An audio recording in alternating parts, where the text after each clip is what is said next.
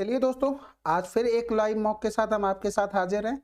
और as usual आपको total marks लिखने हैं इस मॉक में कितने आए और आपके क्वांट सेक्शन में कितने रहे उसको भी मेंशन करना है। ठीक है। और एक चीज आप हमेशा याद रखना है, वीडियो आपको पूरा देखना है।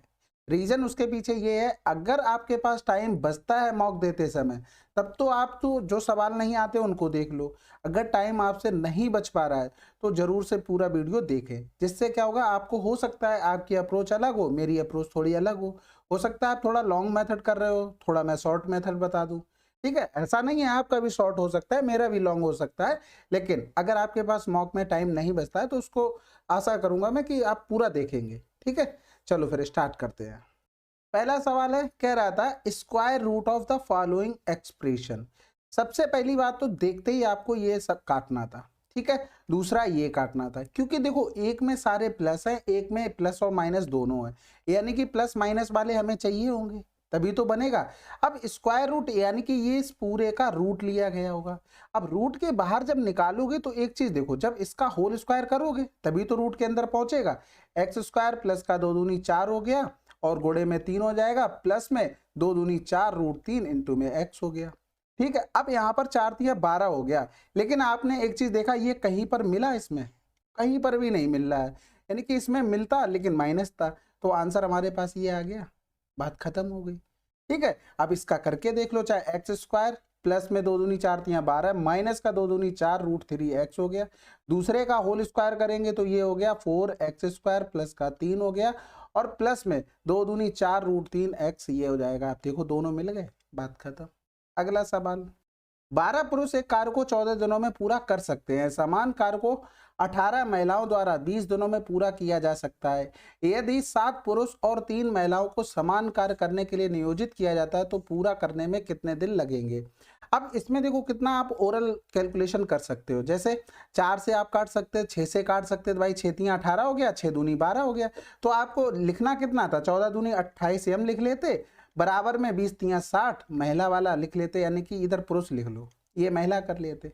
ठीक, अब अगर कुछ काटना हो तो काट लो, यहाँ से 4 सत्ते 28 हो जाएगा, 15 चौकू 60 हो गया। पुरुष की इफिशियंसी 15 हो गई, महिला की इफिशियंसी 7 हो गई, ये आपको ध्यान रखना है। अब ऐसा नहीं कि पी अपॉन एम लिख रहे वहां पर पूरा रचा कर, ऐसा नहीं करना। टोटल वर्क निकाल लो किसी से, 12 पुरुष 7 की इफिशियंसी से, सॉरी 15 की इफिशियंसी से कितने दिन काम कर रहे थे, 14 दिन, ये टोटल वर्क हो गया। 7 पुरुष, पुरुष की इफिशियंसी 15 है, प्लस में 3 महिला, महिलाओं की इफिशियंसी 7। अब इससे हमें काम करवाना था, यानी कि ये हो गया, 7 कॉमन लेंगे, 15 3 18 हो गया, तो 6 दूनी 12 हो गया, 6 तियां 18 हो गया, और यहाँ पर 3 पंजे 15 हो गया, 7 दूनी 14 हो गया, 5 दूनी 10 और 10 दूनी 20, आंसर आ गया। ठीक है, अगला सवाल, दिए गए विकल्प में अधिकतम संभावित लंबाई जिसका उपयोग इतने इतने की लंबाई का मापने के लिए किया जा सकता है। सबसे पहले मीटर को सेंटीमीटर में, क्योंकि ऑप्शन देखो तो 2 मीटर को सेंटीमीटर में 200 हो गया, यानी कि 209 आ गया। यानी कि यहाँ पर एक चीज देखो, 9 2 11 हमें देखते ही दिख गया ना, तो आंसर लगा दो ना, इसके अलावा कोई हो ही नहीं सकता। 11 का तो मल्टीपल चाहिए ही चाहिए। ठीक है, अगला सवाल, धातु की दो गेंदें x और y इस प्रकार है कि x का व्यास r है और गेंद y का व्यास p है। यदि r रेशियो p इतना दिया गया है तो x और y गेंदों के अनुपात बताना है। बताओ, इससे आसान सवाल हो सकता है? कुछ भी नहीं हो सकता, सिंपल है भाई। 7 का क्यूब करना पड़ेगा, 15 का क्यूब करना पड़ेगा, क्योंकि ये व्यास दिए गए थे किसकी, गेंद के, यानी कि गोले का हमें आयतन लगाना था, बस बात खत्म हो गई। अब p बटे 2 नहीं करना है, 15 बटे 2 करोगे, 7 बटे 2 करोगे, फिर क्यूब करोगे, तो ये दो कैंसिल ही आउट हो जाना, तो रेडियस हमें क्यों बनानी है, जरूरत नहीं है। ठीक है, अगला सवाल, अब ये देखो, ये फेवरेट सवाल है एसएससी का। भाई देखो, आपको अगर पता हो a प्लस बी प्लस सी बराबर में हो 180, और आपसे पूछ लिया जाए tan a प्लस में tan b प्लस में tan c बराबर में क्या हो जाएगा, tan a tan b और tan c, बात खत्म।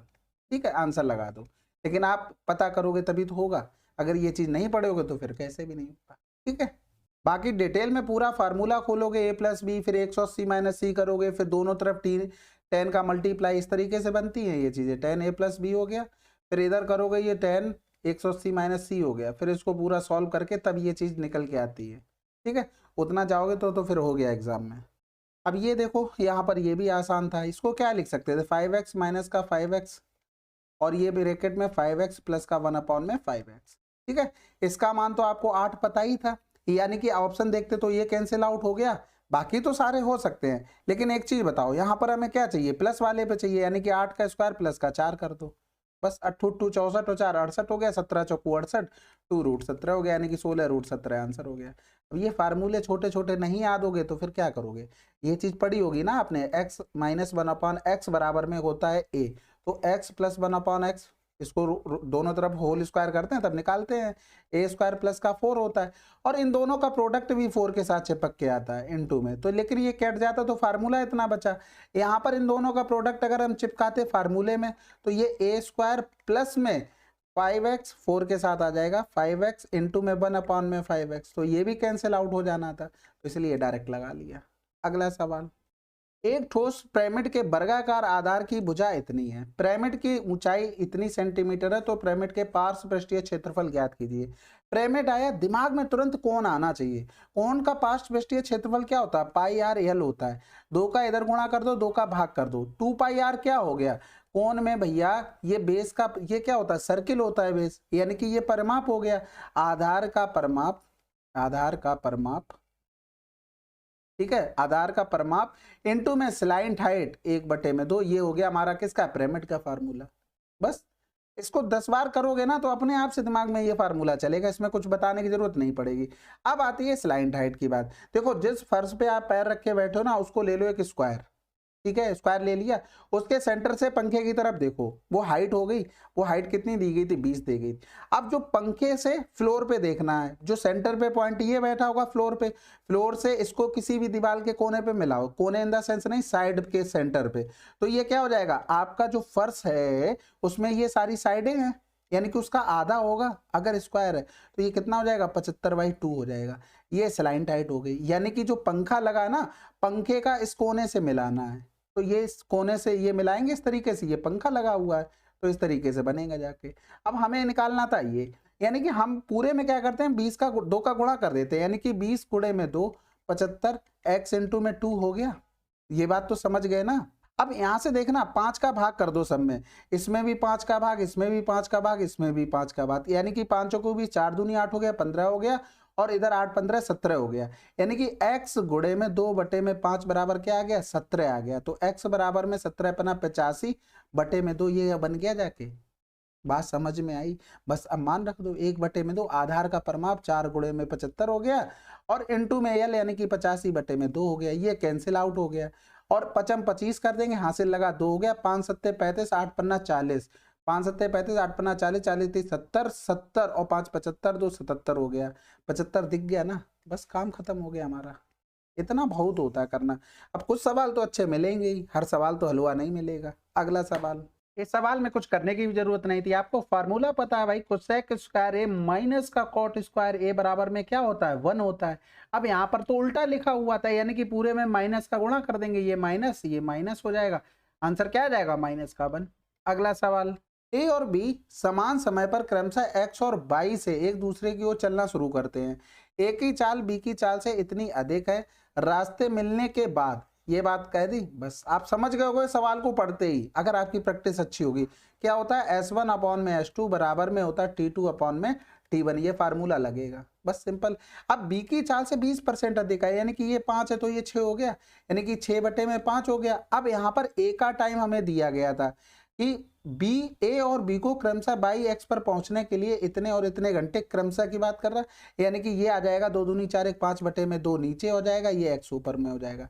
दोनों का होल स्क्वायर करते हैं तो 6 रंग 36, 55 25 हो गया, बराबर में हो जाएगा 2x/5, तो 55 25 हो गया, इधर करेंगे 18 हो जाएगा, 5 3 15, 5 6 30 हो गया, यानी कि आंसर आ जाएगा, यानी कि 3 सही 3/5। अगला सवाल, अब इसको देखो बहुत मुश्किल से एडजस्ट हुआ है भाई, ठीक है, जिसकी जरूरत थी उसी को शो कर रहे हैं, यहाँ पर आगे भी 2 दिए गए थे इसमें पाई चार्ट में, लेकिन कोई बात नहीं। कह रहा था बुधवार को दौरा करने वाली महिलाओं की संख्या सोमवार को दौरा करने वाली महिलाओं की कुल संख्या से x अधिक है, तो x का 160% का कितना परसेंट है, x का मान 160 का कितना परसेंट है, तो इस तरीके से हमें निकालना था कितना परसेंट है, y का मान हमें निकालना है।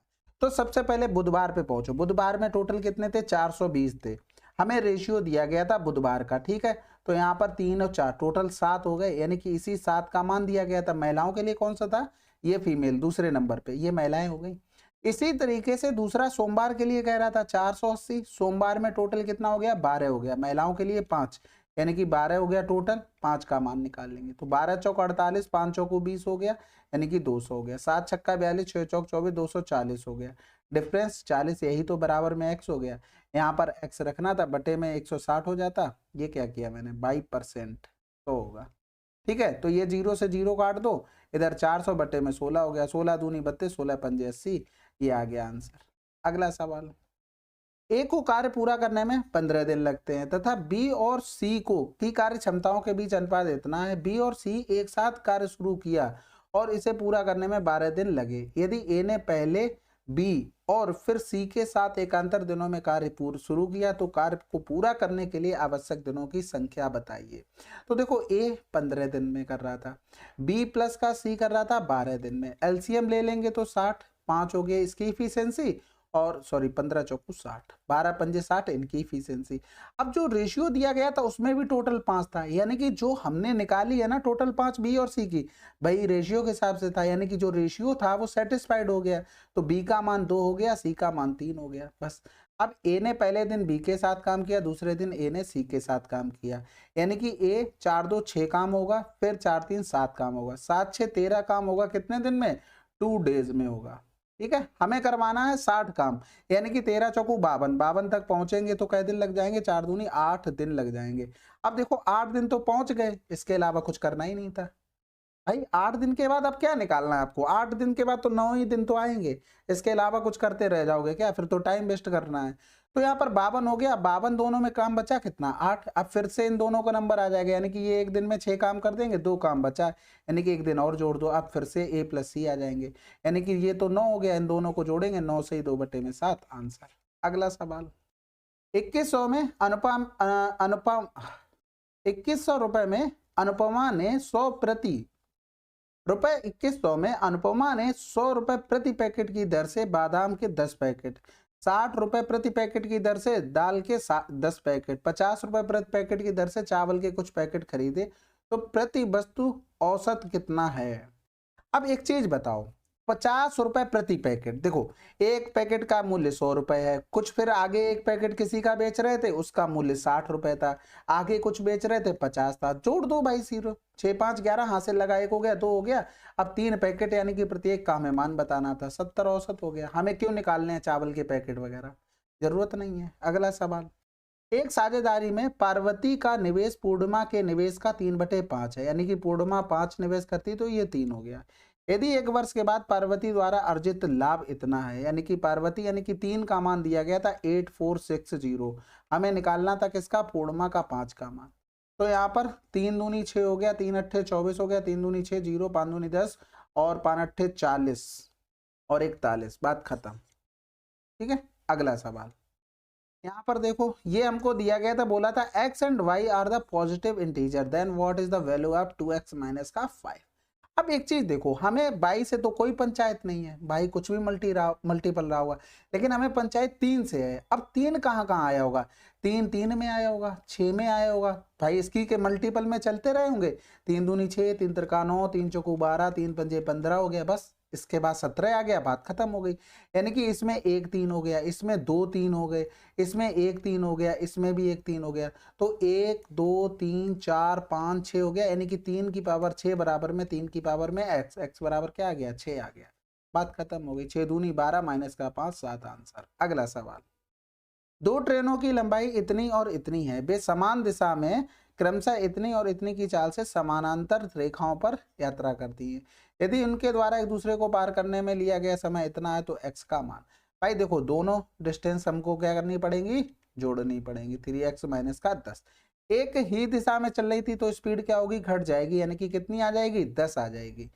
मीटर किसमें था, किलोमीटर प्रति घंटा में, तो 5/18 बराबर में ये 99 हो गया। बस इतना ही करना होता है, 3 2 5 हो गया और 30 यानी कि 20 हो गया। ठीक है, यहाँ से करेंगे तो 18 पंजे 90, 18 पंजे 90 गुणे में हो गया, 55 25, 55 25 2 27, 20 माइनस कर देंगे यानी कि 5 5 2 बटे में 5, 55 25, 5 एकम 5, 51 आंसर आ गया एक्स का। बस जितनी फास्ट कैलकुलेशन कर पाओ आप ये जरूरी नहीं कि मेरी तरह, आप जितना भी सॉर्ट कर पा रहे हो बहुत अच्छा है, स्टेप्स कटिंग करना सीखो, बहुत काम में आएगी। गुणा भाग स्क्वायर क्यूब ये तो याद करना मैंडेटरी है, लेकिन स्टेप्स कटिंग करना उतना ही ज़्यादा जरूरी है। ठीक है, यहाँ पर आपको डायरेक्ट ये जैसे जोड़ना था ना, तो 5x और 30 से 10 घटा कर तब डायरेक्ट अप्रोच किया करो, हर चीज मत लिखा करो, टाइम जाता है। अगला सवाल, 1 से 800 के बीच की संख्याओं का योग 9 से विभाज्य क्या है? इंग्लिश में पढ़ो थोड़ा। What is the sum of the numbers between 1 to 800 divisible by 9?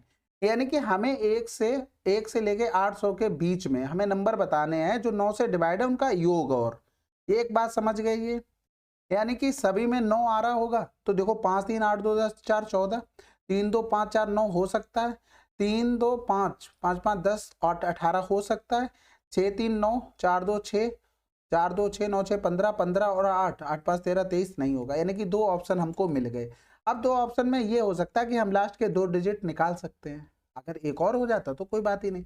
सबसे पहले नंबर 9 रहा होगा, इसमें अगर हम भाग करके देखें तो 9 ने 81 ज्यादा हो जाएगा, 9 अट्ठे 72, 8 बचा, 9 अट्ठे 72 हो गया, अभी भी 8 बचा है, यानी कि 8 शेषबल बच रहा है, इसमें से 8 हम घटा देते हैं ना, 10 से 8 गया 2 हो गया, इधर 9 बच गया, इधर 7 बच गया, यानी कि 792 ये लास्ट नंबर हमारा रहा होगा।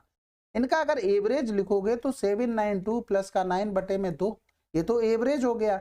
अगर हमें ये पता लग जाए कितने नंबर हैं तो सम आ जाएगा, यानी कि 792 माइनस का 9 बटे में डिफरेंस 9 प्लस का 1, ये नंबर निकल आएंगे। 12 से 9 गया 3 हो गया, 8 हो गया 7 हो गया, बटे में 9 प्लस का 1 हो गया, 9 अट्ठे 72 हो गया, 9 सत्ते 63 प्लस का 1, यानी कि हमारे पास 88 का गुणा होगा, 88 टोटल नंबर रहेंगे, ये सम आ गया। अब 11 का मल्टीपल भी चाहिए, समझ रहे हो ना, तो यहाँ पर 3 2 5 5 4 9 हो गया, यहाँ पर करेंगे 3 2 5 5 4 9 5 4 9, कौन सा 11 का मल्टीपल है, आंसर लगा दो। पूरा नहीं करना है, जितनी कैलकुलेशन जरूरी है उस हिसाब से करते रहेंगे हम लोग। अगला सवाल, एक दुकानदार रुपए 30 प्रति लीटर की दर से खरीदे गए तेल को इतने रुपए प्रति लीटर की दर से बेचता है, उसकी भार मापने की मशीन खराब है और बेचते समय यह केवल इतने ग्राम भार मापता है, उसका प्रतिशत लाभ। देखो 30 रुपए की चीज ग्राहक से 52 रुपए लिए, लेकिन 1000 ग्राम के रुपए तो ले लिए उससे, अपने पास से 910 ग्राम दिया। नीचे जो भी रहा है वो दुकानदार का है, ऊपर ग्राहक से जो भी पैसे लिए जा रहे हैं वो लिखे गए, तो ये जीरो चला गया, इधर ये जीरो, 13 सत्ते 91 हो गया, 13 चौकू 52 हो गया, 40 बटे में 21 हो गया। कितने का प्रॉफिट लिया उसने, 9 रुपए, 19 का प्रॉफिट लिया, 9 कह रहा हूँ। अब 1900 यानी कि 21 से भाग कर दो, सिंपल सा ऑप्शन का सहारा और लेते चलो, 9 बार जाएगा क्योंकि सभी में स्टार्टिंग में 9 9 है, यानी कि 189, अभी भी 2 बच गया, भाग तो जाना नहीं है, यानी कि 90 समथिंग आंसर आ जाएगा, बात खत्म। अगला सवाल, अब यहाँ पर देखो ये सवाल आसानी है, पी क्यू दिया गया था और पूछा क्या गया पी आर क्यू, तो सिंपल है, आधा हो जाएगा, केंद्र से बने कोण का परिधि पर बना कोण आधा होता है, सेम जीवा से जीवा सेम कौन सी हो गई, ये वाली हो गई। अब ये चक्रीय चतुर्भुज बन गया पी आर क्यू टी, तो ये कितना होगा 180 माइनस का 27 होगा, यानी कि 20 चला गया तो 160 और 7 कम कर देंगे तो 153। अगला सवाल, त्रिभुज एबीसी में बी 90 डिग्री है, ए बी इतना दिया गया था, इनमें डिफरेंस दिया था, then find the value of sine C. तो सबसे पहले हम बना लेते हैं क्या, बी पर 90, तो ए बी सी। अब जब साइन सी लिखोगे ना, साइन सी तो क्या लिखोगे, ए बी अपॉन में ए सी लिखोगे, यानी कि ए बी का मान √21 दिया था और हमें चाहिए ए सी, तो ये ऑप्शन चला गया, ये ऑप्शन चला गया, हमारे पास 2 ऑप्शन आए हैं। अब यहाँ पर किसी का भी मान देख लो भाई, ऐसा तो है नहीं कि कर्ड छोटा हो जाएगा, कर्ड पहले तो बड़ा ही लोगे ना, बाद में हम चेक कर लेंगे, यानी कि हमने इसको 11 ले लिया। अब इसका मतलब ये वाला हमारा कितना आना चाहिए 10, क्योंकि ये डिफरेंस क्या दिया गया था 1 दिया गया था, यानी कि 11 11 हम 121 माइनस का 21 करेंगे तो 100 आ जाएगा, 100 का रूट लेंगे 10, यानी कि ये 10 सेटिस्फाइड हो गया, बस आंसर लगा दो, √21 बटे में क्या हो गया 11, बात खत्म। ऑप्शन किस लिए दिए गए, हमको इसीलिए दिए गए कि भैया उनका यूज करो, नहीं तो वो डायरेक्ट आंसर ही नहीं लिखवाते। अगला सवाल, अब इसको देखो फार्मूला से अगर करना चाहते हो तो देखो 1 माइनस का 2 साइन स्क्वायर होता है cos 2a का फार्मूला, cos 2a का फार्मूला होता है 1 माइनस का 2 साइन स्क्वायर, यहाँ पर उल्टा लिखा था, यानी कि माइनस का cos 2a हो गया। अब cos 2a का एक और फार्मूला होता है, cos 2a का एक और फार्मूला क्या होता है, cos स्क्वायर ए माइनस का साइन स्क्वायर ए होता है, बिल्कुल होता है। इसी को यहाँ पर पुट करेंगे तो ये माइनस तो बाहर रह जाएगा, cos ए माइनस का साइन ए तो ये हो गया कॉस ए प्लस का साइन ए और अपॉन में क्या हो गया कॉस है।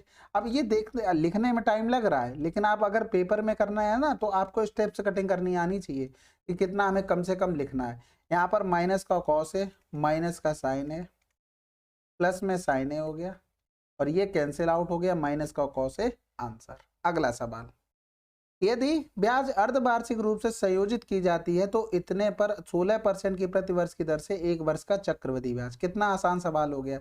एक वर्ष में अर्धवार्षिक के 6 स्लैब बनेंगे, यानी कि अल्टीमेटली टाइम हमारे पास 2 वर्ष हो गया। रेट हमारे पास 8% हो गई।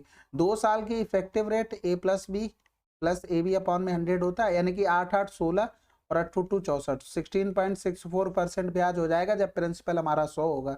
तो हमें 50,000 का इतना ही निकालना था। ठीक है, तो गुणा 5 चौको 20 हो गया, 5 छक्का 30 और 2 32 हो गया, 16 पंजे 80 और 3 83, यानी कि 83। 20 कहीं लिखा है, आंसर लगा दो। अगला सवाल, एबीसी में ए बराबर बी बराबर 60, यानी कि ये क्या हो गया समबाहु त्रिभुज हो गया। उसने साफ साफ बोल दिया है भाई ये अगर 60 है, ये 60 है तो सी ऑटोमेटिक 60 हो गया। त्रिभुज के तीनों कोणों का योगफल 180। D is the point of line BC if DB बराबर में 2 है तो then the length of AD। बहुत आसान हो गया भाई, ये बोल दिया 90 डिग्री। आपको समबाहु त्रिभुज में एक पता है, चाहे मीडियन हो चाहे परपेंडिकुलर हो, सब एक ही जगह पर होता है, यानी कि ये दोनों बराबर हो गए। हमको DB बोला गया था, DB 2 दे दिया तो ये भी 2 हो गया, यानी कि साइड पूरी कितनी हो गई 4 हो गई। हाइट हमें निकालनी थी √3/2 इंटू में हाइट, यानी कि 2√3 आंसर। अगला सवाल, जार ए और बी में कंचों का योगफल इतना है और कंचों की संख्या का अनुपात इतना है। जार ए और जार बी में कितने कंचे निकाले जाएं जिससे कंचों की संख्या का अनुपात 2:5 हो जाए। अब देखो जार ए और जार बी से निकाले जा रहे कंचे, यानी कि दोनों से समान संख्या में निकाले जा रहे हैं। तो एक चीज बताओ, डिफरेंस समान आना चाहिए ना। 11 से 5 गया तो 6 आ रहा, 9 से 2 गया तो 7 आ रहा, यानी कि डिफरेंस बराबर करना पड़ेगा। इनमें डिफरेंस क्या है, 11 से 9 गया 2, 5 से 2 गया 3, इसमें 3 का गुणा कर दो, इसमें 2 का गुणा कर दो। तो नया रेशियो जो बनेगा 9 तियां 27, 11 तियां 33 हो गया, 2 दूनी 4, 5 दूनी 10 हो गया। अब डिफरेंस कर लो, यहाँ से 3 हो गया, 3 से 1 गया 2 हो गया, यानी कि 23 आ रहा दोनों में। यही 23 हमें निकालना है।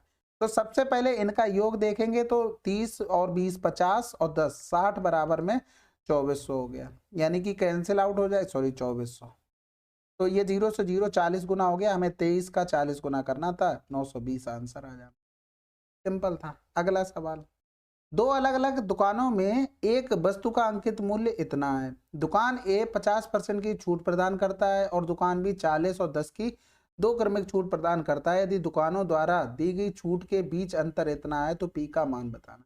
हमारे हिसाब से छूट में अंतर कितना है 50, इनको जोड़ेंगे तो ये भी 50 हो रहा है, यानी कि जो अंतर आएगा वो केवल इतना आ जाएगा 40 प्लस का 10, एकल छूट बना रहे हैं 40 गुणे में 10 बटे में 100, तो अंतर केवल ये आएगा, यानी कि यही 40 गुणे में 10 बटे में 100 बराबर में हमको 400 दिया था।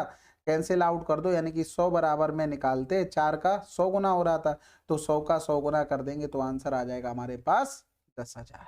अगला सवाल, एक संस्थान में कुछ विद्यार्थी ऐसे हैं जो विभिन्न कोडिंग भाषा सीखते हैं। 11% जावा, 26 C++, 16 विद्यार्थी पाइथन सीखते हैं और 15% PHP सीखते हैं तथा 96 विद्यार्थी ने किसी भी प्रकार की कोडिंग भाषा नहीं सीखी। तो संस्थान में कितने विद्यार्थी हैं।